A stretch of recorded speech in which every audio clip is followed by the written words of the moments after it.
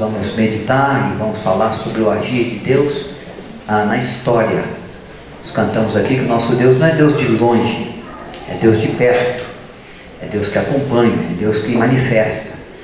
Não é Deus que criou o mundo e a terra e estabeleceu normas, né? E deixou que cada um viva a vida que queira e da maneira que deseje, e abandonou a terra entregue ao bel prazer dos homens. Nada disso. Nosso Deus é Deus que intervém, é Deus que atua, é Deus que age, é Deus que se manifesta, é Deus que conduz a história, é Deus que na sua soberania é capaz de quebrantar corações, é capaz de realizar suas promessas, é capaz de cumprir os seus propósitos. Ninguém pode resistir o querer e a vontade de Deus. Nenhum governo, nenhum país, nenhum império. Nunca aconteceu isso na história, porque isso faz dele Deus, faz de nós seres humanos. Ele é Deus, Ele está acima de todos, Ele está sobre todos, Ele é Senhor de todos, Ele é Senhor da história, Ele é Senhor da minha vida, da sua, da igreja que Ele mesmo estabeleceu com o sacrifício do seu Filho na cruz do Calvário. Então Deus não é o Deus distante, é o Deus presente, é o Deus que atua, é o Deus que ama, é o Deus que cuida, é o Deus que capacita e fortalece, é o Deus que corrige, é o Deus que disciplina, mas é o Deus que sempre age de maneira que as coisas cooperem para o bem daqueles que amam.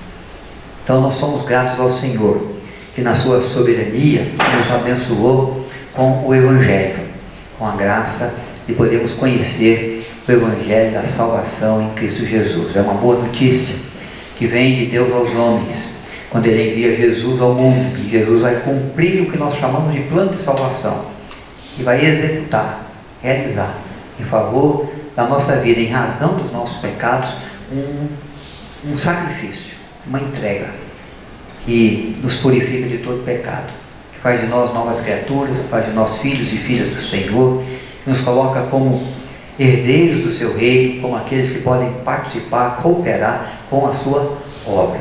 Isso porque Ele veio agindo, Ele vem agindo, e Ele há de continuar agindo na história. IPB, 160 anos amanhã, dia 12 de agosto de 1859, desembarcou lá na Baía de Guanabara, Aswell Green Santo. Esse missionário, ele vem com pastor de uma missão de evangelização do norte dos Estados Unidos. Ele vem com muito pouco tempo de formado, ele tinha 2 para 3 meses de formado quando ele embarca na direção do nosso país. Quando estava ainda aplicado nos seus estudos, para encerrar os seus estudos, ele já procurou a agência missionária, já mencionou o seu desejo de vir ao Brasil, de participar de uma ação missionária, trazendo o Evangelho aos brasileiros, numa proclamação da fé protestante, através da Igreja Presbiteriana Americana. Então ele vem como missionário e chega no Brasil nesse dia 12 de agosto. Por isso que no dia 12 de agosto é o dia que nós celebramos o aniversário da igreja, é o dia que ele chegou, encantado com as belezas naturais da Baía da Guanabara, relata no seu diário algumas coisas de tudo aquilo que vê, da beleza que contempla, da sua emoção em chegar ao Brasil, de poder pisar nas terras brasileiras, de poder contemplar o povo brasileiro ali, ainda na cidade do Rio de Janeiro. Ele chega nesse ano aí, né? É bem verdade que antes dele já havia acontecido algumas ações, né, de movimentos da fé protestante na nossa nação, logo bem lá no início, 1555, com o capitão Villegagnon. Ele vai para a ilha de Sergipe, ainda conhecida assim como Ilha de Sergipe.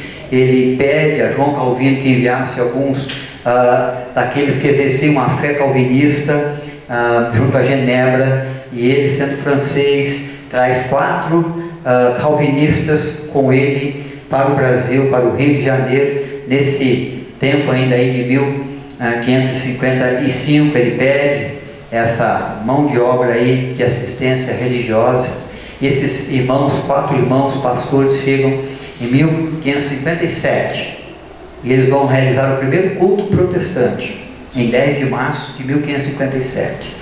Em 21 de março eles vão ministrar a primeira ceia para aquela comunidade, mas era assistida muito mais a questão da colônia francesa, né, que tinha vindo com o Villegaignon e estava ali junto no Rio de Janeiro também, desenvolvendo as suas atividades junto às terras brasileiras, porque Portugal ainda não estava olhando com muitos olhos a nossa terra, embora já havia descoberto. Então, nesse tempo veio esse movimento. Foi um movimento que não prosperou, que não teve continuidade. Esses pastores foram mortos, 3 deles lançados lá mesmo na Baía de Guanabara. E um deles foi poupado porque era o cozinheiro da turma toda, né? E aí ele ganhou o povo pelo paladar, né? Pelo estômago, e ele foi poupado, foi preservado, mas não foi dado mais o direito de pregar, de falar do Evangelho, de espalhar a fé protestante, e ele o movimento não prosperou, né? Depois tivemos aquela ação lá na Bahia por um pouco tempo, por holandeses, da igreja holandesa reformada, e foram rapidamente expulsos ali, mas se estabeleceram por 25 anos lá mais em cima, no nordeste do país, em Recife e Olinda. Realizaram algumas obras boas lá de infraestrutura da cidade e chegaram a ter 22 congregações, entre igrejas e congregações, 22 congregações. Ficaram por 25 anos, depois foram expulsos também, foram pressionados pelos portugueses e tiveram que deixar o país. Aí já era 1612, 1600, aí eles ficaram daí 25 anos. Mas o Evangelho vai chegar com a cara do protestantismo no Brasil mesmo, só a partir de Simon, com o apoio da igreja norte-americana, como missionário, um pastor recém-formado, que vem com um grandioso amor ao Brasil. E aí Deus vai começar a agir e atuar para que essa igreja, para que essa fé pudesse se espalhar pela nação brasileira, e tudo começou para nós com Oswald Green Simon. Ele chega em 1859, em 1860 ele vai realizar o primeiro culto em português. Vê que ele ficou treinando a nossa língua, tentando aprender, enquanto isso ele ia evangelizando com uma classe de alunos, aulas para inglês, e ele ia evangelizando seus alunos através dessas aulas. Mas ele faz o culto em português, o primeiro que ele celebra é só 1860. Mas em 1862 ele já planta a primeira igreja, recebe os primeiros membros, planta a primeira igreja, a Igreja Presbiteriana do Rio de Janeiro. Depois ele vai ter um tempo aí de fazer prosperar o reino de Deus, mesmo que rapidamente. Ele chega com 26 anos, ele vai sair com 34 anos, mas ele faz prosperar o reino de Deus nesse tempo aí, com plantação de igrejas. Foram plantadas 8 igrejas, foi organizado um seminário, foi organizado o primeiro presbitério, e aí sabe que vai morrer, vai dar a vida mesmo em favor da nossa nação, pregando o Evangelho aqui, porque ele vai ser acometido de febre amarela, que era muito comum na nossa nação. Então, nesse pequeno e curto período, houve um agir muito grandioso de Deus na história da nossa nação, através da igreja presbiteriana, do movimento que nasceu na vida de Simon e da sua esposa também, Ellen. Ellen já tinha falecido 3 anos antes de Simon falecer. Os dois morreram muito jovens, dando ao nosso país a sua vida, né, no propósito de plantar aqui o reino de Deus, estabelecendo a sua igreja na nossa nação. Então, nós acreditamos que Deus age, que Deus atua, que Deus faz, e faz através dos seus servos, das suas servas, tá? E eu quero então convidá-los a abrir a Bíblia, ou pode acompanhar. Eu tenho o texto aqui também. Se você conseguir ler, são as letras um pouco menor.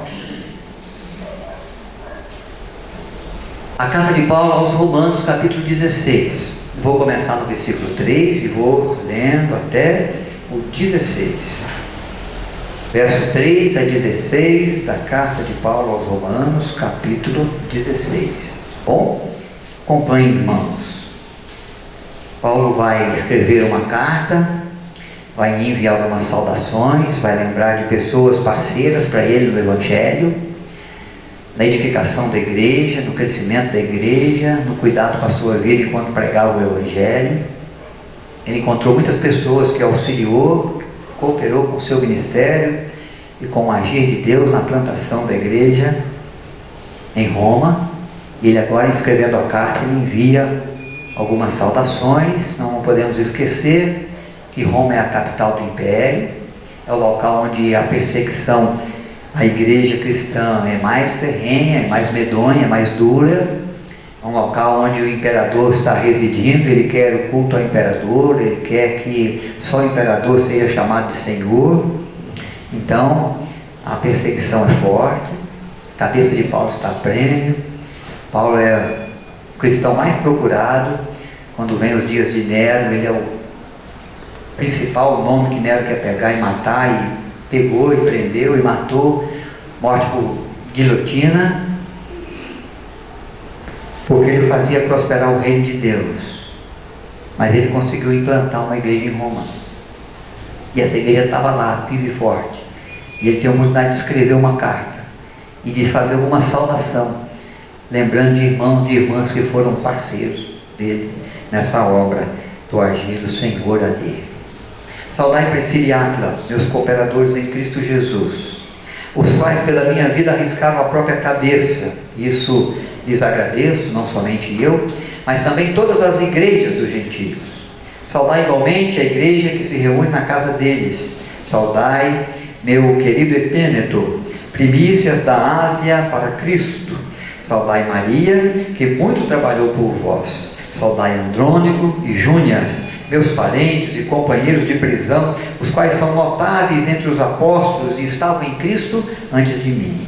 Saudai Amplieto, meu dileto amigo no Senhor. Saudai Urbano, que é o nosso cooperador em Cristo, e também meu amado Estaques.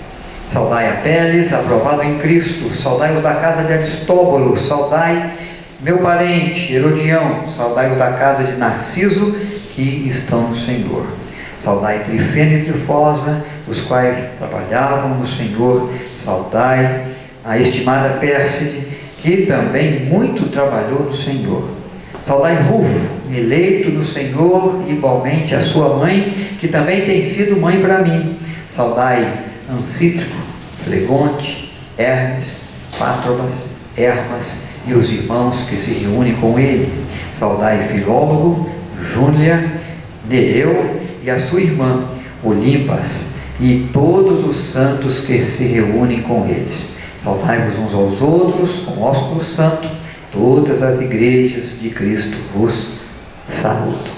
Que bom, irmãos, saber que Deus estava agindo e Deus estava levantando não somente o apóstolo Paulo, mas tantos homens e mulheres no realizar da sua obra junto à cidade em Roma, no plantar das igrejas, no sustentar a fé, na defesa do amor ao Evangelho e a Cristo Jesus. Então, há um agir de Deus na história que depende de cooperadores. Nosso Deus, ele trabalha a partir dos seus servos, a partir da vida que ele alcança, a partir da vida que recebe dele amor, que recebe dele compaixão, que recebe dele cuidado, que tem dele a providência, que já entendeu sobre o seu plano, o seu propósito de alcançar a humanidade com a eficácia de uma salvação em seu Filho Jesus Cristo. Então Deus, ele está estabelecendo esse reino que Cristo plantou. Cristo morreu em favor dos discípulos, em favor da igreja. Agora a igreja é aquela que trabalha para que outras pessoas cheguem ao conhecimento do amor de Deus que em Cristo se manifesta, do perdão de pecados que vem, da graça do Senhor que nos abençoa, do carinho de Deus e do agir de Deus com o Espírito que nos aperfeiçoa e vai fazendo de nós agentes do estender do reino e da obra do Senhor junto aos povos. Depende dos cooperadores. Deus poderia fazer tudo sozinho. O plano de salvação ele fez. Isso é o mais difícil. Ninguém poderia conquistar por si mesmo o perdão do seu pecado, por mais bondoso que seja, ou que fosse, por mais bem intencionado que fosse, por mais esmolas e generosidade que pudesse expressar para com o próximo, por mais que zelasse pela sua integridade.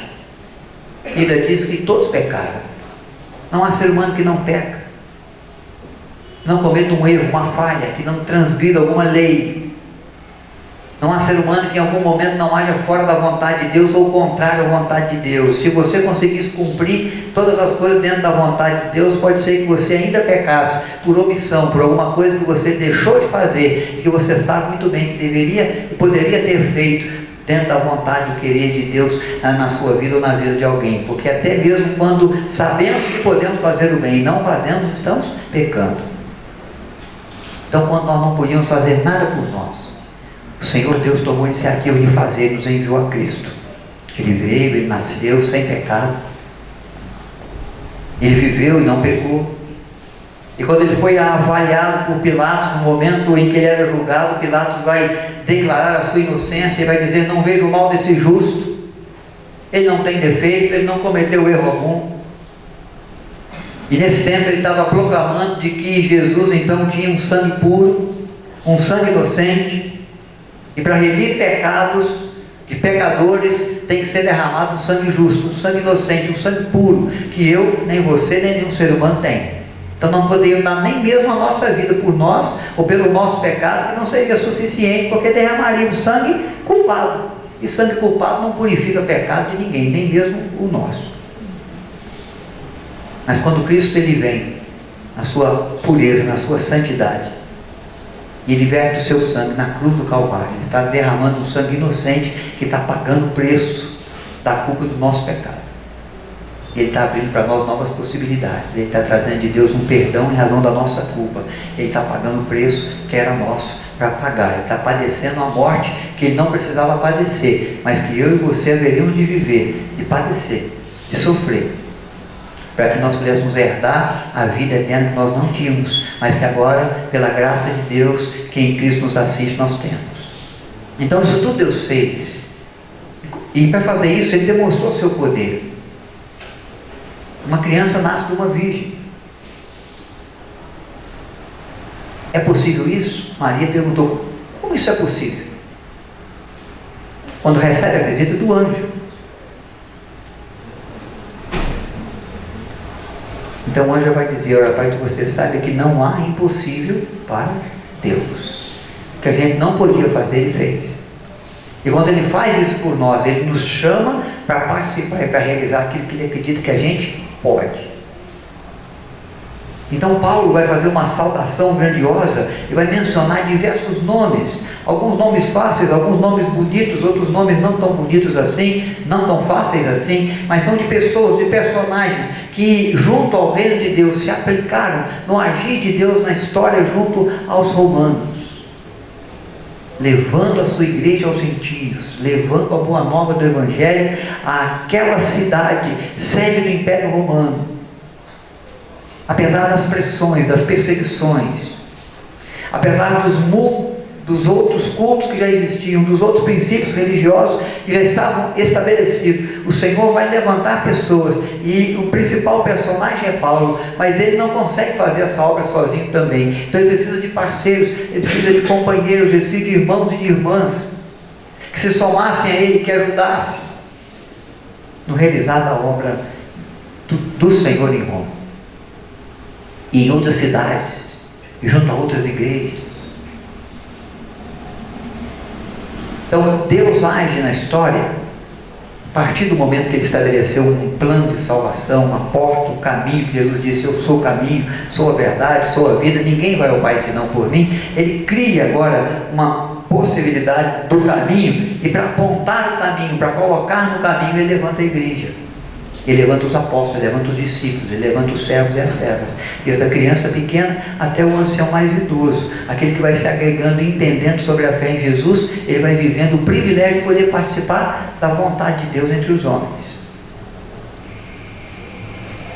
porque Deus poderia fazer sozinho, como fez o plano de salvação, realizando inúmeros extraordinários, trazendo sobre a terra maravilhas realizadas pelas mãos de Cristo e em Cristo, que o ser humano jamais vai ver de novo. Mas Ele prefere contar com você, Ele prefere contar comigo, Ele prefere contar com Paulo, Ele prefere contar com Priscila e Áquila, Ele prefere contar com Trifena e Trifosa, Ele prefere contar com Hermes, com Pietro, Então Paulo ele está mencionando de que a obra de Deus acontece e ela se estende, e só acontece, só se estende porque há pessoas prontas para cooperar. Depende de gente para fazer as tarefas, para proclamar o Evangelho, para sustentar a fé, para exercer os dons, para viver a vida cristã de verdade, para que essa vida se estenda àqueles que estão à nossa volta. Então não há como Deus agir com a sua igreja, através da sua igreja, senão através de pessoas, porque a igreja é a pessoa. Deus não age através dos templos. Os templos são estruturas físicas, que hoje acolhe a igreja e amanhã pode acolher uma boate, que hoje acolhe uma boate e amanhã pode acolher uma igreja. Muitos templos luxuosos na Europa, que hoje já não são mais lugares de adoração a Deus. E há outros lugares que não adoravam a Deus, onde não se pensava nas coisas de Deus, e que hoje foram transformados em templo para acolher aqueles que pensam, que trabalham, que querem se aproximar do Senhor, porque Ele está perto de nós. Mas Deus não trabalha com o templo, Ele trabalha com a pessoa. Ele não trabalha com a denominação presbiteriana, batista. Nós nos organizamos assim, criamos as instituições. Isso pode dar uma identidade para a gente, isso pode ajudar nas questões legais também do país, para abrir portas de oportunidades de novos tempos, de novos trabalhos, de novas atividades evangelísticas, mas isso é apenas para mover a nossa estrutura, como instituição. Uma bandeira denominacional não proclama o Evangelho. Uma bandeira denominacional não defende a fé. Uma bandeira denominacional não consegue visitar o enfermo e demonstrar para ele o amor de Deus, no momento em que a gente pode ir lá e dar um pouco do nosso tempo para cuidar daquela vida. Uma bandeira denominacional não é aquilo que de fato faz com que a igreja cresça e receba sustento. O que vai fazer é a sua vida e a minha, em retribuição àquilo que Deus já fez por nós. Então Paulo encontrou muita gente disposta, muita gente pronta para fazer o quê? Para trazer a sua cooperação. Simon chega no Brasil, ele vem com ela e sua esposa, depois ele traz o seu cunhado Blackford, que vem com a sua irmã Elizabeth, e eles vão cooperar com o reino de Deus. Aqui eles vão encontrar depois brasileiros que vão se agregar à fé, eles vão ter o primeiro pastor protestante, que é José Manuel da Conceição, que andou aqui pelo Vale do Paraíba, pregou em Taubaté, pregou em Lorena, conhecido como o apóstolo dos pés sangrentos, era um andarilho. Ele preferia ir de cidade em cidade, não de trem, não de carroça, não a cavalo. Ele ia a pé, porque ele passava pelas casas, pelas ruas, pelas vilas, que estavam perdidas aí por esse mato afora. Mas ele ia parando nas casas, para levar o Evangelho de Deus. São cooperadores que deram início a essa obra do agir de Deus na expansão da fé cristã junto à nossa nação brasileira também.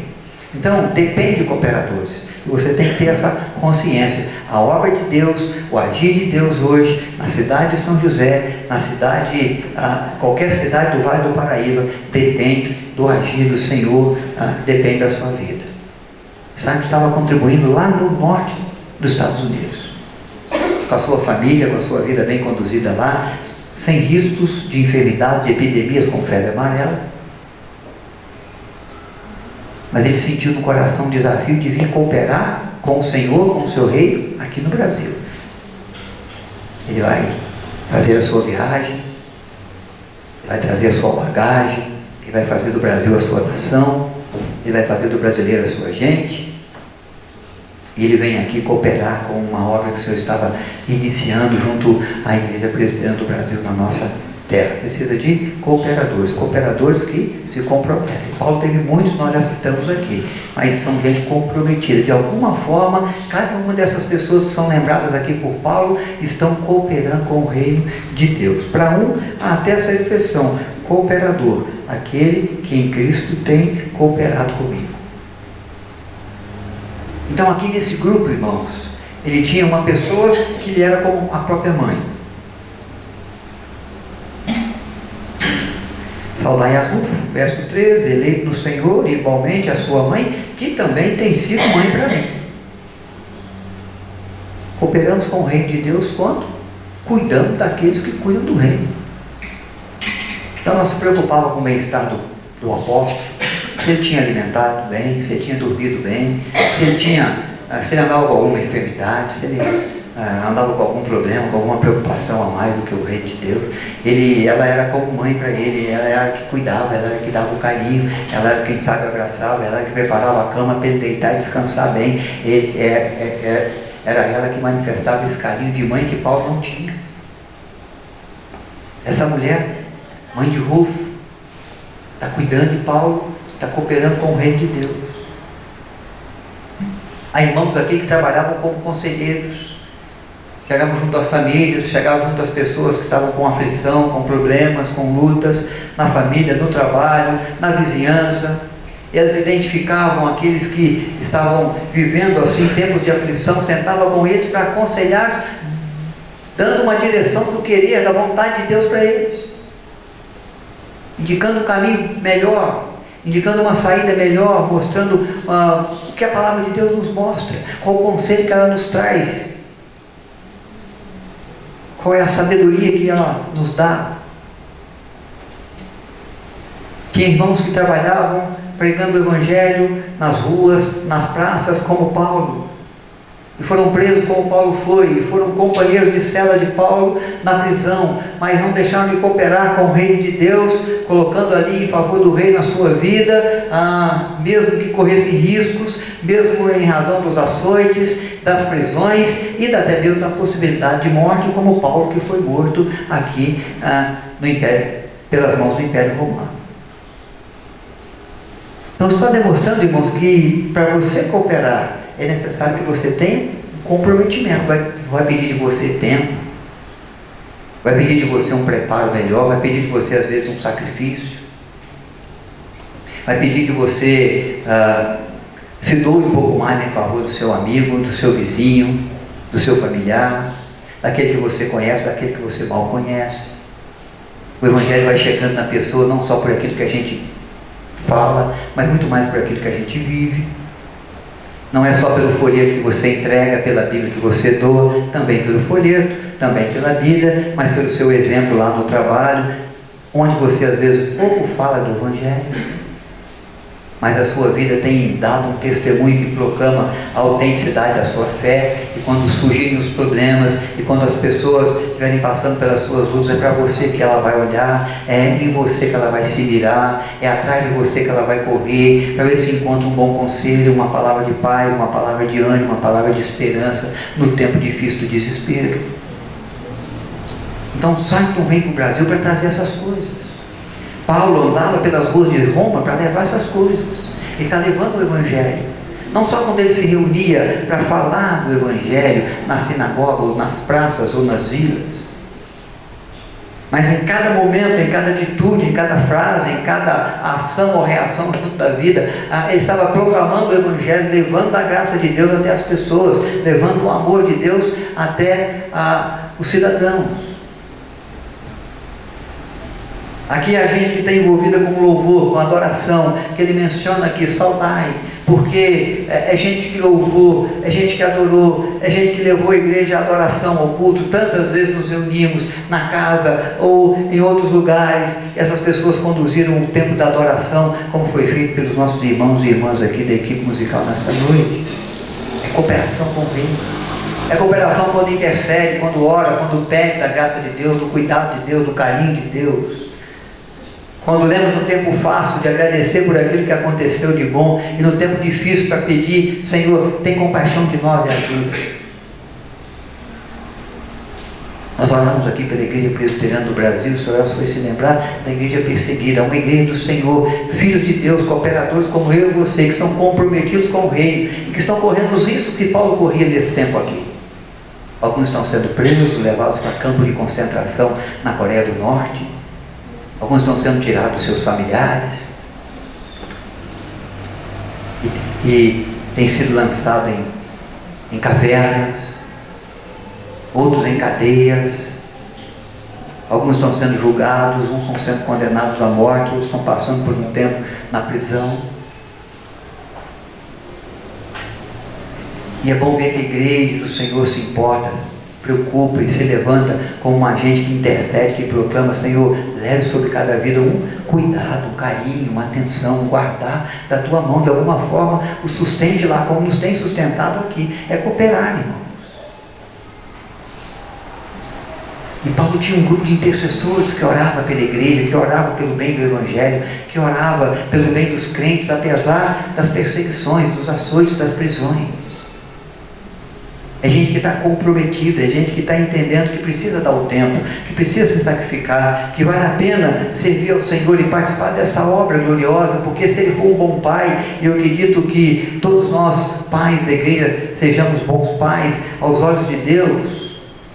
Mas se ele não for um bom cristão, não adiantou o propósito dele dentro do chamado que Deus o alcançou em Cristo Jesus. Se ele é um bom profissional, se ele está sendo bem sucedido na sua vida profissional, está galgando degraus e degraus de promoção na empresa, ou no trabalho que realiza, se está tendo reconhecimento, se está alcançando bom salário, está sendo aplaudido e precisa ser bem remunerado, e isso é um sucesso que eu desejo para todos os irmãos. Mas se você for apenas um grande funcionário e não cumprir com comprometimento o propósito de Deus de agir com as mãos do Senhor aonde você vive e de falar com uma boa proclamação do Evangelho aonde você está, não adianta você ser um bom profissional, porque você vai receber muito de Deus, mas fez muito pouco pelo seu reino, pela sua obra. E nós estamos nessa terra, nesse mundo, para proclamar o nome de Deus, para dar glória ao nome de Deus naquilo que fazemos, no trabalho, no estudo, na família, na vizinhança, no tempo fácil ou difícil. Mas para sermos cooperadores comprometidos. Se Paulo não tem comprometimento, ele tinha abandonado a fé, porque Nero, nos anos 64, botou fogo em Roma e pediu a cabeça de quem? De Paulo, dos cristãos. Lançou a culpa nos cristãos, incendiou 10 dos 14 bairros de Roma, na sua loucura, na sua estupidez. A maioria desses bairros que não foram incendiados, 4, são de judeus e de cristãos. Então logo ele lançou a culpa nos cristãos, são os cristãos, eles que atearam fogo em Roma.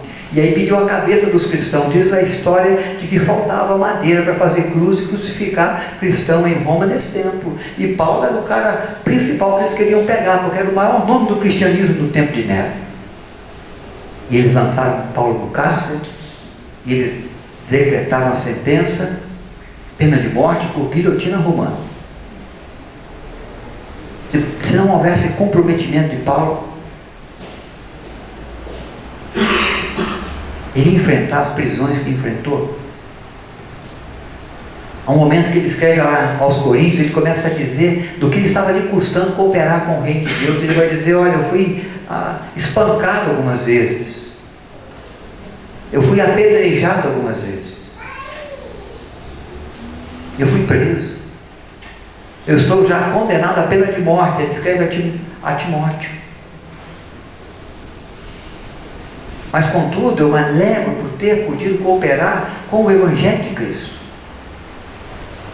Há comprometimento de uma vida que sabe que não há carreira que seja mais importante do que correr a carreira de fé, e de cumprir bem o papel de servo de Deus, que Deus confiou para mim, para você realizar como igreja, e poder cooperar com uma obra tão gloriosa, que é muito maior do que qualquer obra que possamos fazer nesse mundo, por mais importante que seja a nossa função, o nosso projeto para o bem da humanidade.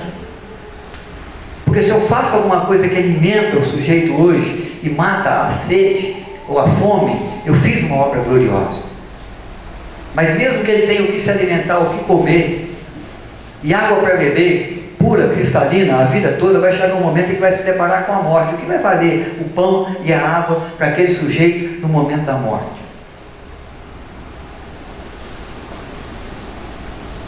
Mas o que vale o Evangelho,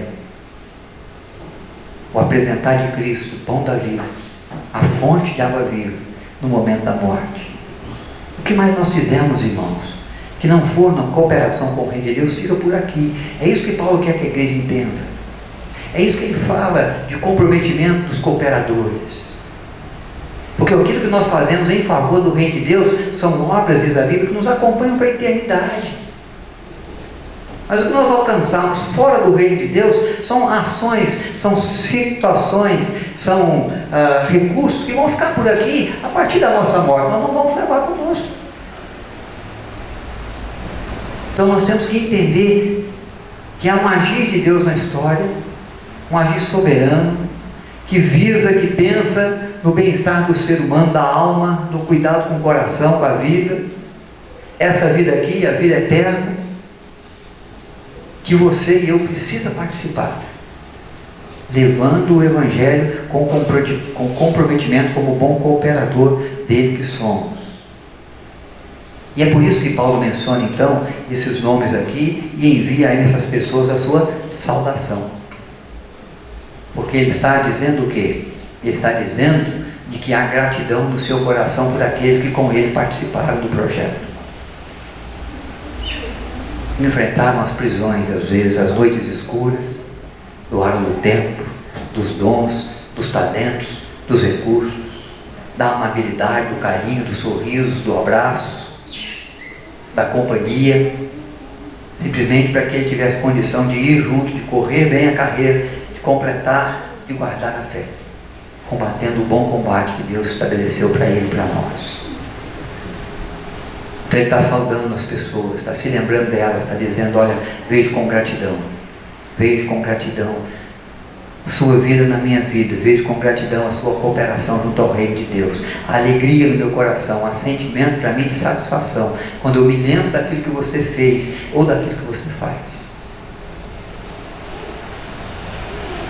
Será que é a gratidão no coração de alguém, pela sua vida, quando ele pensa nas questões de reino de Deus, de conhecimento da fé, de experiência com o Senhor, de crescimento diante do Senhor? Será que alguém pode dizer: olha, eu quero saudar aqui com alegria aqueles que lá na Igreja Presbiteriana de São José dos Campos me abraçaram, me acolheram, me orientaram, me serviram de esteio, de apoio, de exemplo, aqueles que me compreenderam no tempo do erro, no tempo da falha, não me chutaram mais, não me fizeram mais sangrar, mas me ajudaram e curaram as minhas feridas, me colocaram de pé, como o samaritano que cuidou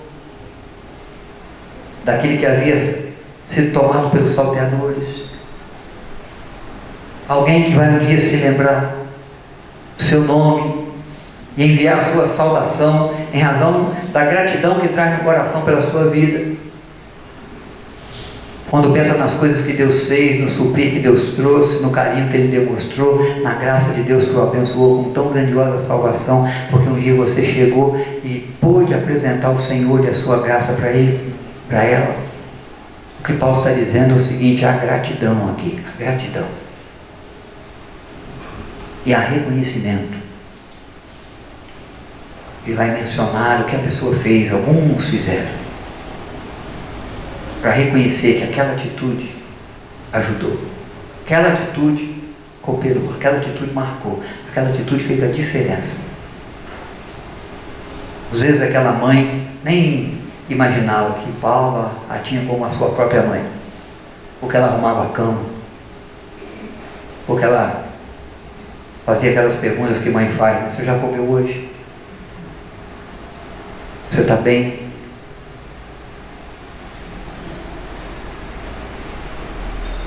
Toma cuidado com a sua saúde. Toma cuidado com a sua vida. Se você precisar de ajuda, pode bater aqui em casa.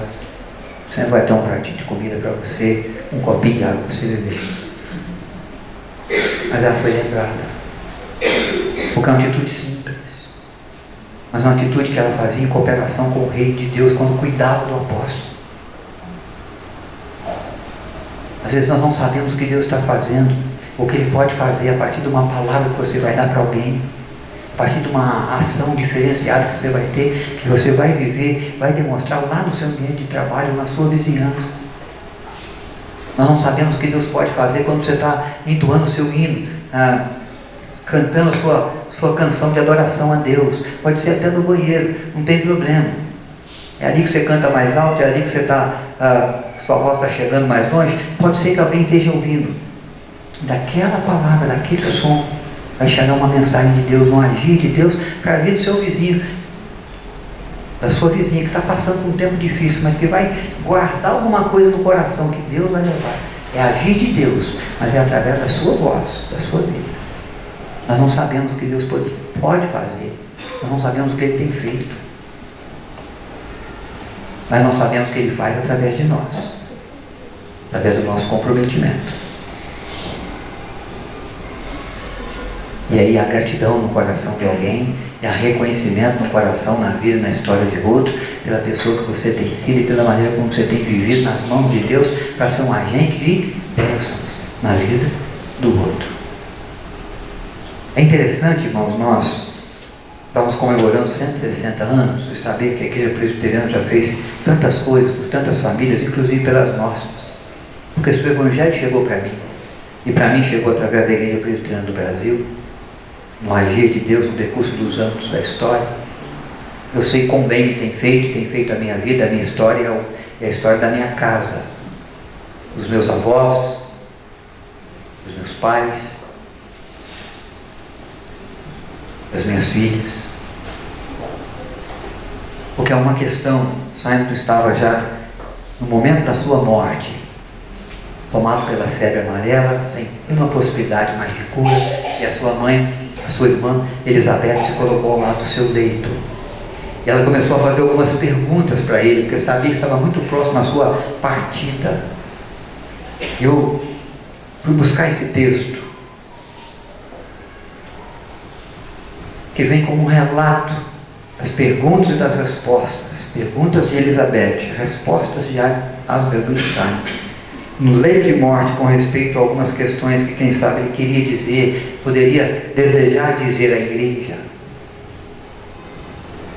E aí nós vamos encontrar o texto que vai nos ensinar algumas coisas, e no leito já então de morte, Elizabeth, vai lhe perguntar: tem algum recado para os amigos dos Estados Unidos? Ele vai dizer a ela: nada de especial. Diga-lhes que eu os amei até o fim. É a igreja lá do norte, Estados Unidos, que o enviou, que o sustentou na sua obra, que deu condição para ele trabalhar o reino de Deus na nossa terra. Ele envia o seu abraço, ele manda a sua saudação, ele diz: eu os amei até o fim. Depois ela vai perguntar alguma mensagem para a junta de missões da igreja local, a igreja que está nascendo, a igreja presbiteriana que está surgindo no Brasil com a sua junta de missões. Há alguma mensagem especial? Diga-lhes que toque para frente o trabalho. Alguns cooperadores vão ficando, outros vão surgindo, alguns vão completando a sua carreira, outro Deus vai levantando para começar a correr. Sabe, tem essa convicção. Ele está dizendo: olha, fale para a junta de missões de que o trabalho não pode parar. Eu estou cessando aqui o meu tempo, estou parando aqui a minha obra, minha colaboração, minha contribuição está chegando no fim. Mas diga à junta missionária que siga, que vá adiante, que siga em frente, que não pare o trabalho, que nada impeça de dar continuidade à obra do agir de Deus que se iniciou junto à vida da igreja. Elizabeth vai perguntar: e a igreja do Rio de Janeiro? Que falta você vai fazer lá? É uma igreja que ele plantou? É uma igreja que ele pastoreou? E ele vai dizer então à sua irmã: devemos apenas nos recostar nos braços eternos e ficar sossegados. Deus levantará outro para o meu lugar. Ele fará sua própria obra, seus próprios instrumentos. Sempre eu tenho plena convicção de que Deus ia levantar outras pessoas para realizar a sua obra e iria usá-los como instrumento do seu agir. Quando Simon demonstra essa expressão, que é uma expressão de fé e confiança na soberania de Deus e no agir de Deus, ele não sabia não, mas ele estava falando de mim e de você. É eu e você. São aqueles que ele levantou, os quais ele tem feito instrumento para que a proposta de Deus de estender o seu reino, de levar a sua palavra, de manifestar o seu amor, de gerar as diferenças, de suprir as necessidades, de alentar o coração aflito, de levar luz em meio às trevas, de levar sabor para a vida que nenhum sabor tem, não pode parar. E quem sabe amanhã nós vamos poder saudar irmãos nossos que estão aqui, dizendo da alegria, do reconhecimento que temos da sua gloriosa e justa cooperação com o reino de Deus, no agir do Senhor através do tempo e da história, fazendo prosperar o seu reino, levando adiante a sua obra de salvação aos homens. Nós vamos nos colocar em oração, irmãos. Nós vamos nos lançar nas mãos de Deus, dizendo: Senhor, nós temos certeza que nós somos resultado de um trabalho eficaz do Senhor no decurso do tempo da história. A salvação que temos, a graça que recebemos, a fé que sustentamos, é porque o Senhor nos amou e se importou conosco e mandou alguém como instrumento para comunicar essa tua palavra ao nosso coração, à nossa vida. E hoje nós estamos inseridos num projeto magnífico de vida, que é o projeto da expansão do teu reino. Que seja através de nós, que seja a partir de nós, que seja com o nosso comprometimento, com o nosso dom, com o nosso talento, com os nossos recursos, com aquilo que do Senhor temos recebido, nas mãos do Senhor colocamos para a glória do seu nome, para a expansão do seu reino, para a edificação e sustento da sua igreja.